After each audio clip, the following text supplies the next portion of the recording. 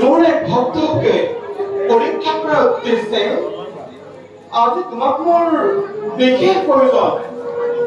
নাৰায়ণ নাৰায়ণ কওকচোন প্ৰভু, কোননো সেই ভাগ্যৱান পুৰুষ যাৰ পৰীক্ষাৰ বলত জগতত পুনৰে প্ৰতিষ্ঠা হ'ব হৰ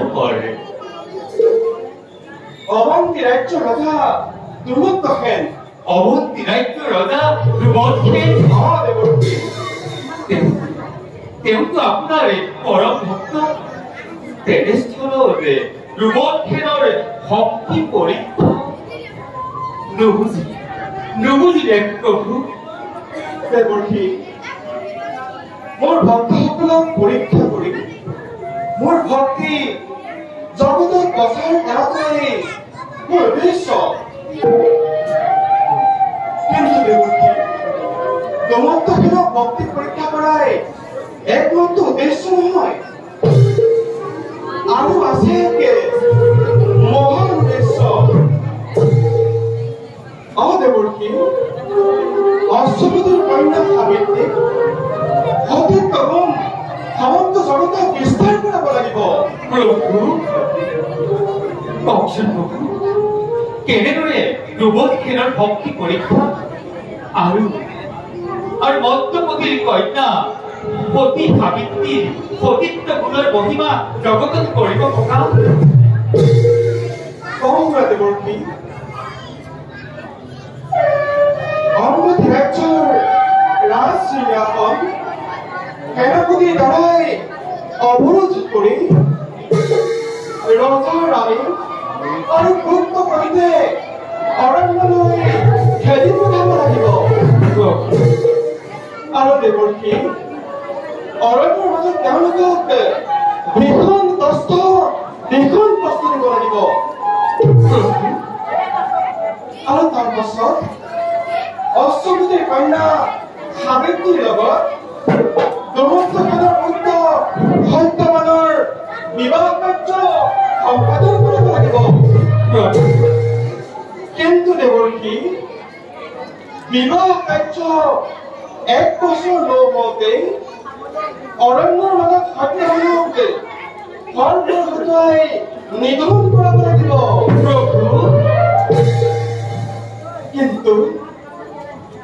কিন্তু দেৱৰ্ষী, সাবিত্ৰীৰ সতীত্ব গুণৰ প্ৰভাৱত সত্যবানকে নতুন জীৱন আৰু হেৰুৱা ৰজাৰ পুনৰ ৰাজ্য উদ্ধাৰ আৰু অযোধ্যা বিভূতি সকলোকে ঘূৰাই আনিব লাগিব। দেৱৰ্ষী, এই ক্ষেত্ৰত তুমি মোক সহায় কৰিব লাগিব। আপোনাৰ কাৰ্য সম্পাদনৰ হেতু এই দেৱৰ্ষী নাৰদে সদায় প্ৰস্তুত। এতিয়া আপোনাৰ শ্ৰী চৰণত প্ৰণিপাত জনাই আমি বিদায় বৈকুণ্ঠ ভৱনে দেখিলো নয়নে তুমি নাৰায়ণ হৰি প্ৰভু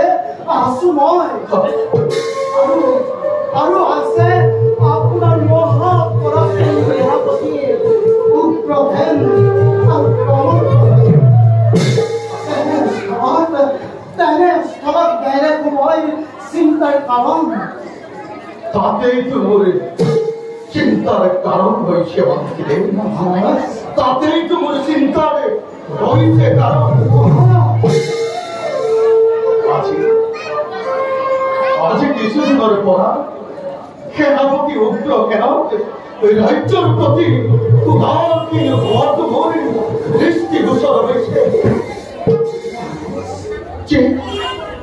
যে উগ্রহের প্রবাহর ভক্তি আজীবন এই অবন্তীর রাজা হিসাবে গৌরবান্বিত।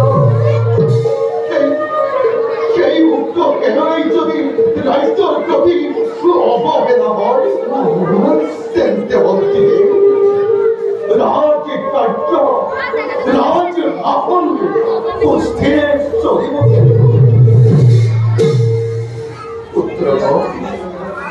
পুত্রবধ পালন করা উগ্রকে যদি তার ভাতৃ লাগে রাজার বিরুদ্ধে মৃত্যু পারে ঘোষণা করে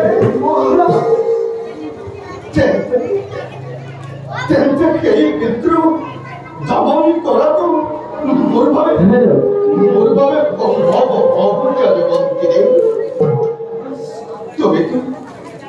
তবে কি জানা অনারে বিদ্রোহ কঠোর হাতে দমন করিব পারি, কিন্তু এই আছে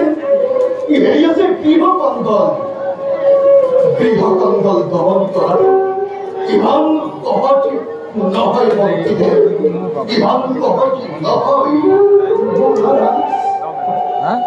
তেনে চিন্তা সমূলি মানিব উগ্ৰসেনে নিশ্চয় তেনে ভুল নকৰে কৰাটো হয়। ভগৱানে আমাৰ কৰিব সহায়। হে মাতি তোমাৰ ভাগ্যই যেন ভাগ্য হয়। ময়ূৰ দিনে নিশায় ভগবানেৰ ওচৰত তাকেই প্রার্থনা করিস। হে প্রভু মঙ্গল করিবা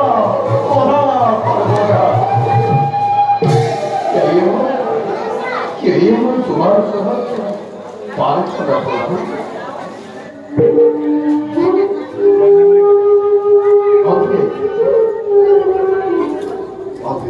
মহারাজ আজ নই ইমানকে অবাহন বলে মই করবে ঘোষণা। বলা যাও আমি খান থেকে করবই বিশ্রাম।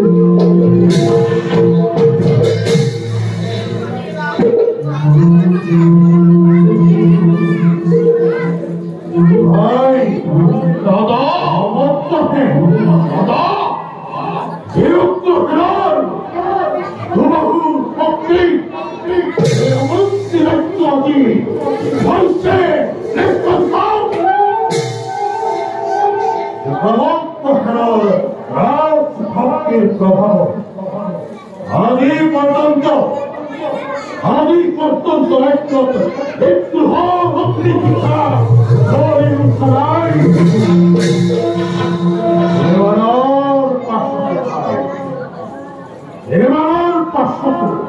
এই ব্যক্তির রাজা হব লাগিছে কোন কবি দাদার হয় আসছে কোন এই পার্বত্য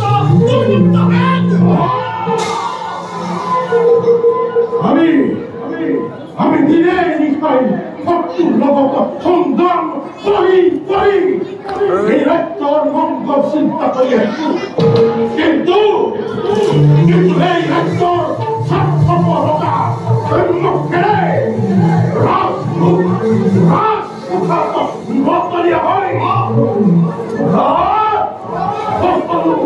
সকলো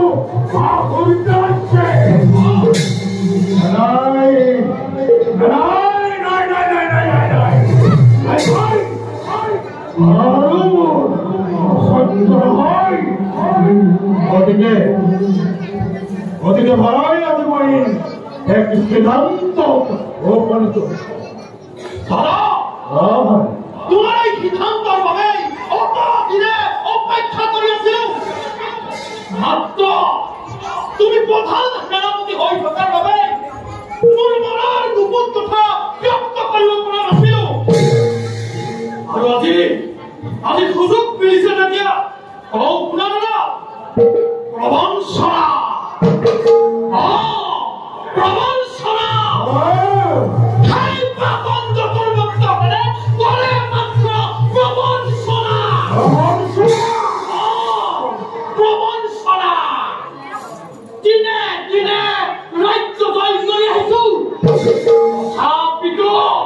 তথাপিতো সেই প্ৰবুদ্ধ হেৰা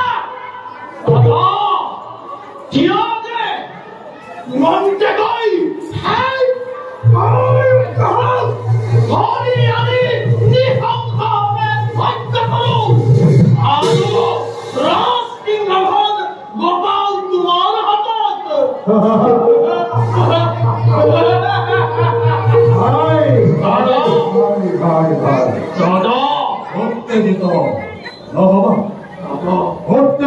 উপভোক্তি হৈ যদি পৰৱৰ্ত কৰা এই কাৰ্য পদাৰ্থ নহয় গতিকে ভাই এই কাৰ্যত আমি অতি সাৱধানে খোজ দিব লাগিব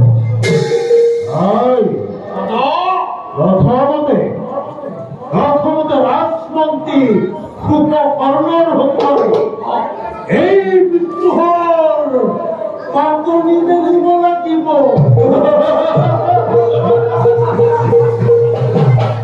মন্ত্ৰীৰ হতুৱাই ৰজা গুপ্ত ভাষ্য সকলোকে নিক্ষেপ কৰিব লাগিব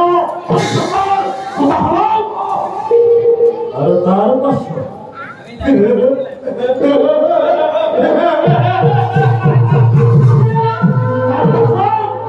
অন্যায়ভাৱে হলেও বধ কৰি কুম্ভকৰ্ণ হস্তগত কৰিলো এই অৱন্তীৰ ৰাজ সিংহাসন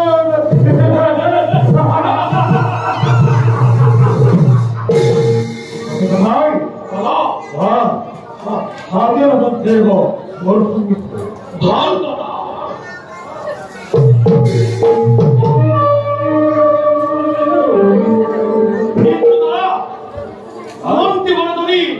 আমাৰ দুপুৰ বেদনাৰ কথা ৰোজাৰ সুৰভ পৰে প্ৰকাশ এতিয়া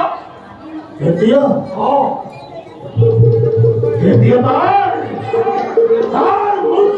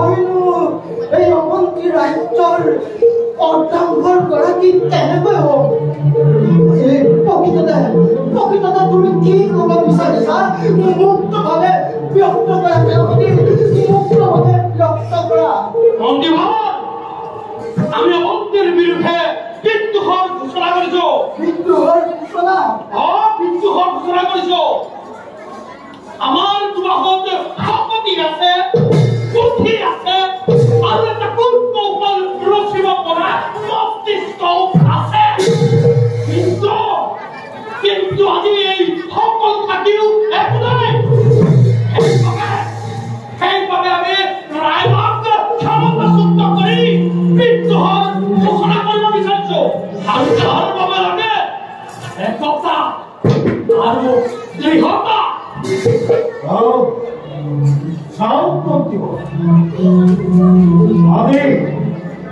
আজি ৰাতিৰ বেলাতে গুপ্তভাৱে প্ৰৱেশ কৰি ধৰ্মসেৱক ভক্তি পুত্ৰ সমন্বিতে বন্দী কৰিম।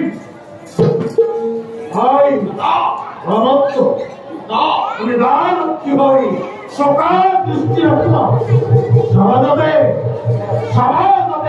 কোনেও এই কথা সম্ভেদ নাপায় আৰু যদি কোনোবাই সম্ভেদ পায় তুমি সেই নিমিষতে বধ কৰিবা।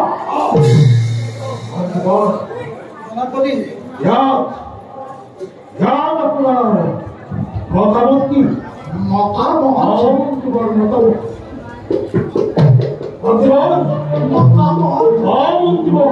আপনাৰ মতামত কি?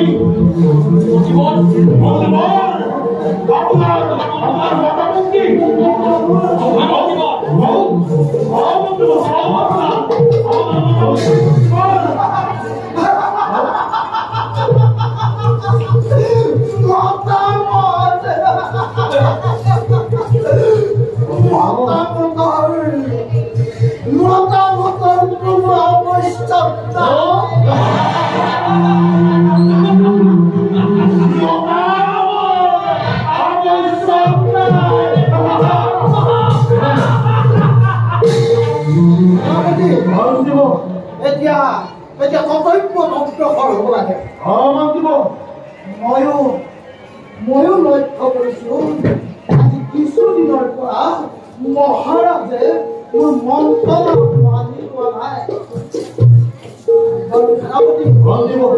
এতিয়া আমাৰ প্ৰথম আৰু প্ৰধান কৰ্তব্য কি হ'ব? আপোনাৰ প্ৰথম আৰু প্ৰধান কৰ্তব্য হৈছে ৰাণী আৰু তাৰ পুত্ৰক বন্দী কৰা আৰু বন্দী কৰি অন্ধকাৰ কাৰাগাৰত নিক্ষেপ কৰা। তাৰ পাছত অবন্তীৰ অৰ্থৰাজ্যৰ গৰাকী হ'ব আপুনি আৰু অৰ্ধাংগৰ গৰাকী হ'ল মই নিজেই। আৰু মোৰ ভাতৃ প্ৰবৰ্তন হ'ব এই পৰীক্ষণ ৰাজ্যৰ প্ৰধান সেনাপতি। গতিকে এতিয়া যাওঁ সেনাপতি, যাওঁ, মই নিজ কাৰ্যত অগ্ৰসৰ হওঁ।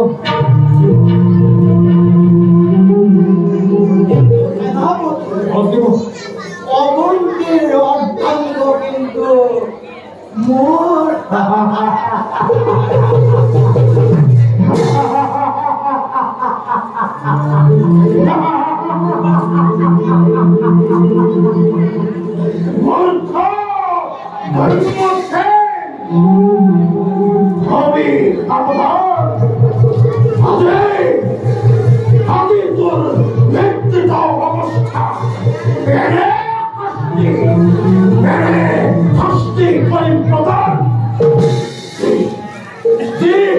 দেখিলে বনৰ চকু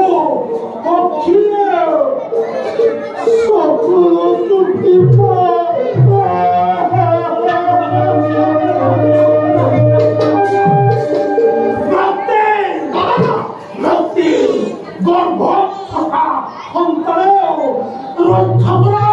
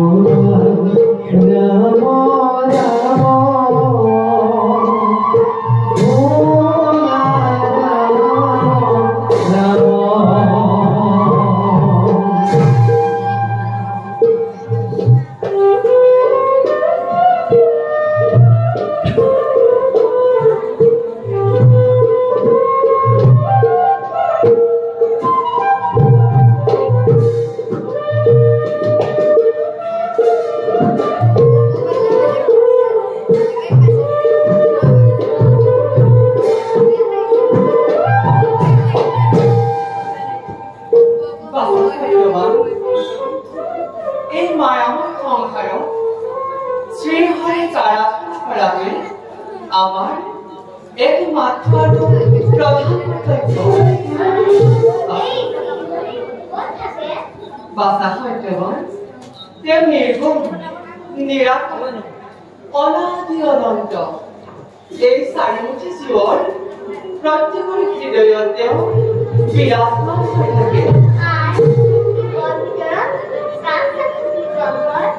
বাচা সত্যবান এই মানৱে হৈছে সকলোতকৈ শ্ৰেষ্ঠ কিন্তু বাচা এই জীৱশ্ৰেষ্ঠ মানৱেও কাম ক্ৰোধ লোভ মোহৰ বশৱৰ্তী হৈ অতি নিষ্কাম কৰিবলৈ কুণ্ঠাবোধ নকৰে বাৰু বাচা আমি এতিয়া বিদায় সন্ধ্যা পূজাৰ কৰিবলৈ আহিছোঁ ব'লা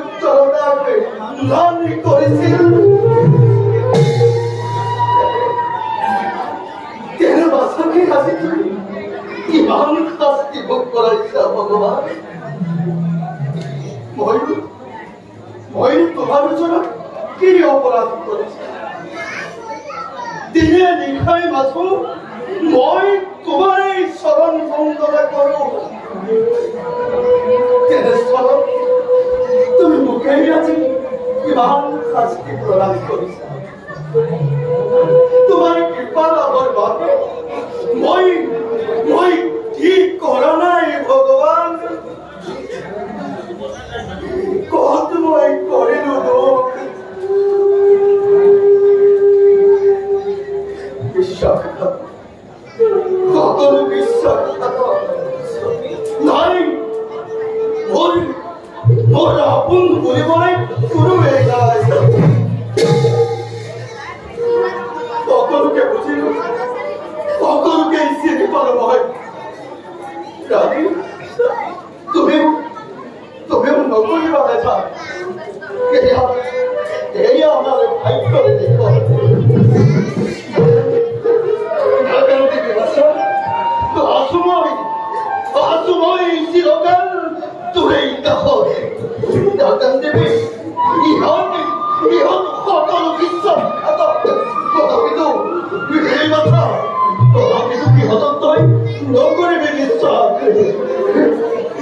বিশ্বাসঘাতক বিশ্বাসঘাতক উগ্ৰহীন মাত্ৰ এবাৰ যদি মই তুই কাৰাগাৰ ভাঙি বাহিৰ হব পাৰিলোহেঁতেন তেতিয়া মই তোক শিৰচ্ছেদ কৰিলোহেঁতেন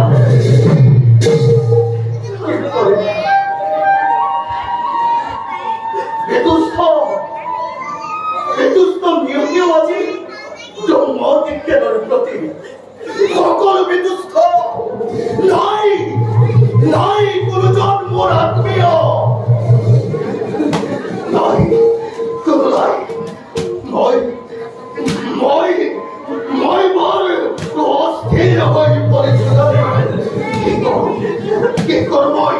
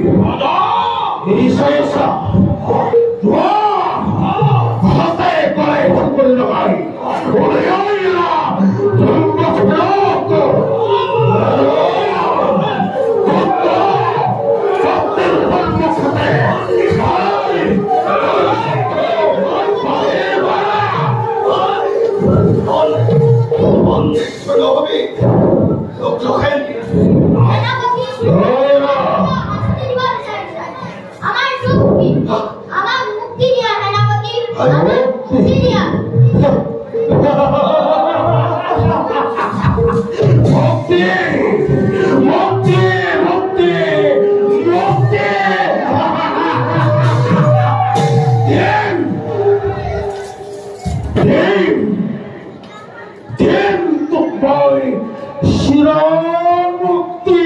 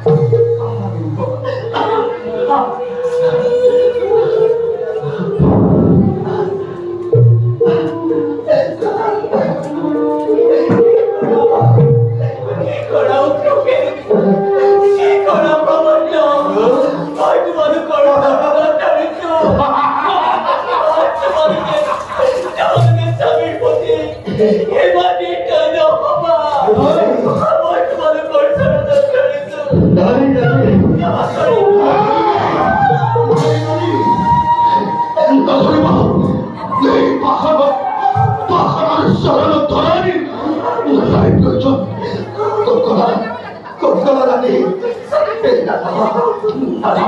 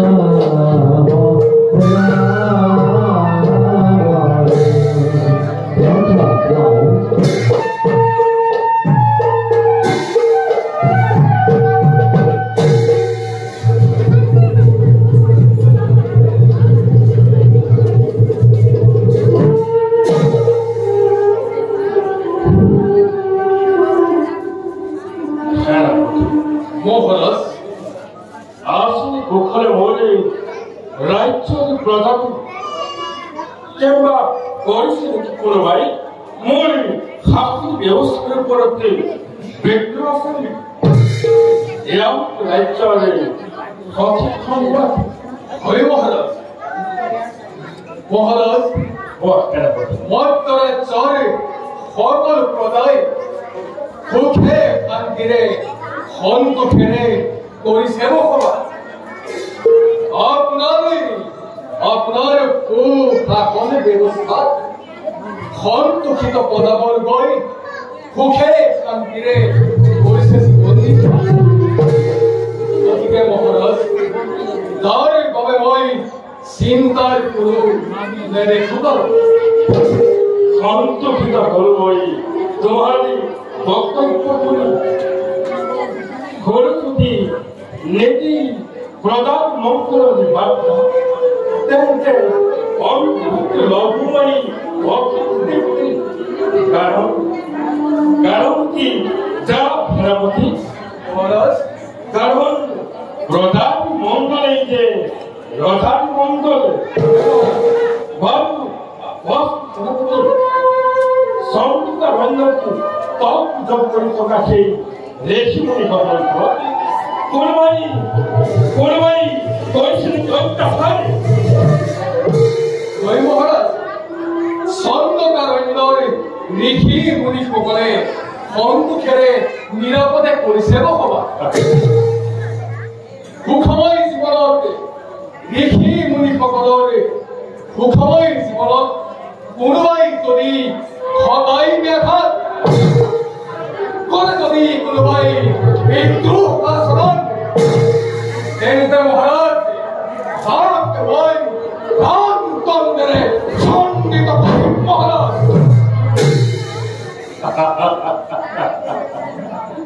আনন্দিত হল ওই তোমার কথাতে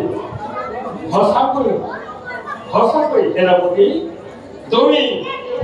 তুমি উপযুক্ত সেনাপতি এই মধ্য রাজ্যে বার সেনাপতি মহারাজ আজই সভা এবারতেই ভঙ্গ করা হবে আমার বলে যাও এবে বেশ সময় মহারাজ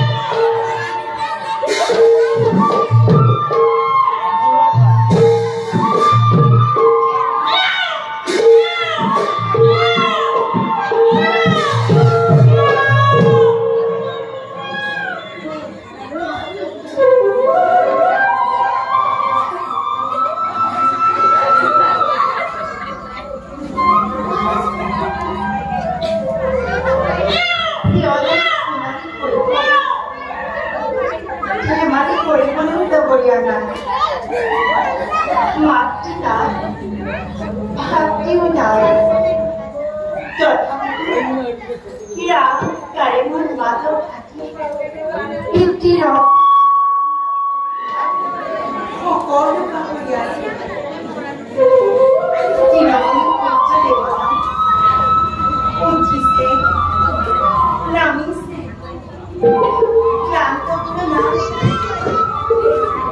কিন্তু সাবিত্ৰীয়ে সেই কথা উপলব্ধি কৰিব পৰা নাই মাত্ৰ বুজিছো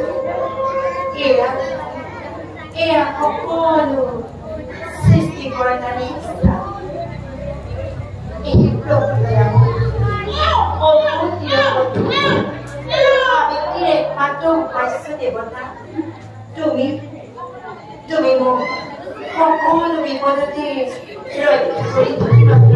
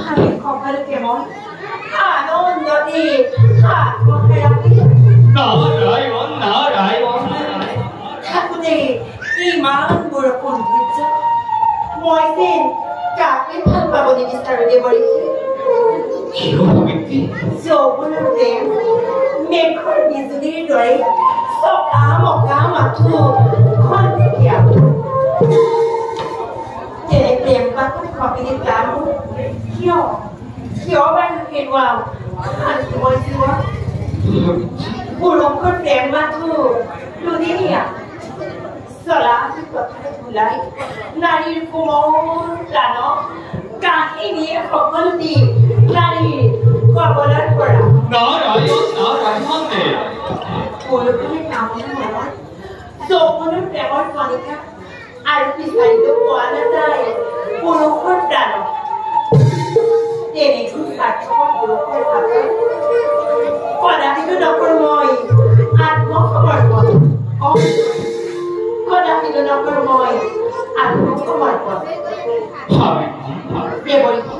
তুমি ভবাৰ দৰে সকলো পুৰুষৰ প্ৰাণতে প্ৰেম নথকা নহয় এই বিশ্বত এনে পুৰুষ আছে যাৰ প্ৰাণে প্ৰেমে পৰিপূৰ্ণ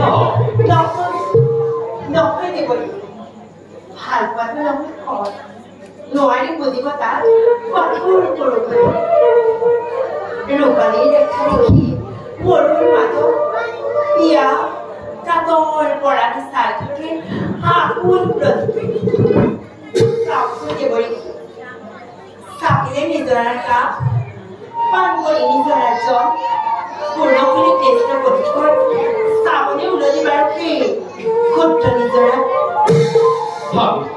দেৱৰী তোমাৰ ৰূপ যৌৱন দেখি মই অতিকে অভিভূত হৈ পৰিছো কিন্তু বেজাৰো নলগা নহয় কাৰণ তোমাৰ দৰে এজনী ইমান সুন্দৰী কন্যা ইমান দিনে অবিবাহিত হৈ আছে তাকেইতো দেৱৰী এই সংসাৰ কুটি গতি কৰিব লাগিছে তেনে কুটিলতাপূৰ্ণ সংসাৰৰ মাজত মই নিজকে এৰি দিবলৈ বৰ টান পাইছো দেৱৰী সেই উপযুক্ত স্বামী নাপালে অবিবাহিত হৈ থকাই ভাল দেৱৰী নাৰায়ণ কি সাবিত্ৰী দেৱৰী তেওঁ হৈছে অভন্তিৰাজ দুমৎসেনৰ পুত্ৰ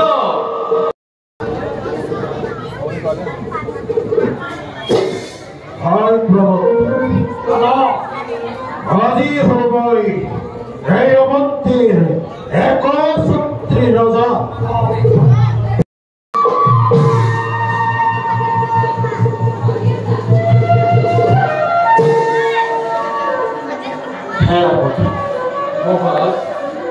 মই জীৱন দিনৰ পৰা ৰাজ্য শাসন কৰি আহিছো কোনোদিনে ইমান চিন্তিত হোৱা নাছিলো দাদা কিন্তু সেনাপতি আজি মই বিধানৰ দাৱতে আপুনি ধৰিছে সেনাপতি মহাৰাজ নুবুজিলো মই আপোনাৰ চিন্তাৰ কাৰণ কওক মহাৰাজ সকলোখিনি মোক আমি ভাবিছো সেনাপতি আজিওতো মই পুত্ৰ মোৰ একমাত্ৰ কন্যা সাবিত্ৰী আজি ধৰি যৌৱনত ৰজা হৈ যদি মই তাই এজন সুযোগ্য পাত্ৰৰে হাতত অৰ্পণ কৰিব নোৱাৰো তেন্তে জগতে বাৰু মোক অপদাৰ্থ বুলি মহাৰাজ জন ঐশ্বৰ্য বিভূতি এই সকলোবিলাকৰ গৰাকী ভগৱান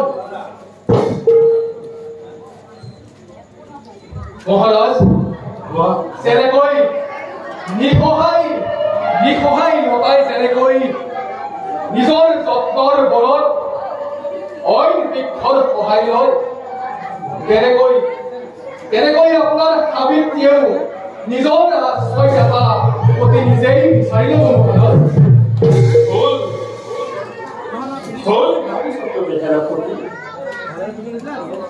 ব্যক্তিৰ কৰ্তব্য হল পুত্ৰ হলে এগৰাকী সুযোগ্য কন্যাৰ লগতে বিবাহ পাতি দিয়া আৰু কন্যা হলে এজন উপযুক্ত পাত্ৰৰ হাতত অৰ্পণ কৰা তেতিয়া পুত্ৰ আৰু কন্যাৰ জীৱন শান্তিময় হয় আৰু সেনাপতি ব্যক্তি মাতৃৰ জীৱন ধন্য হয়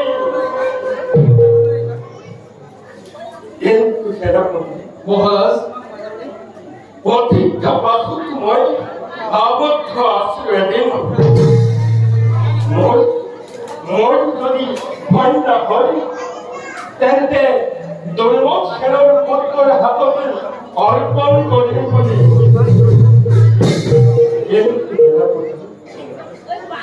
নিয়তিৰ কি বিচিত্ৰ খেলা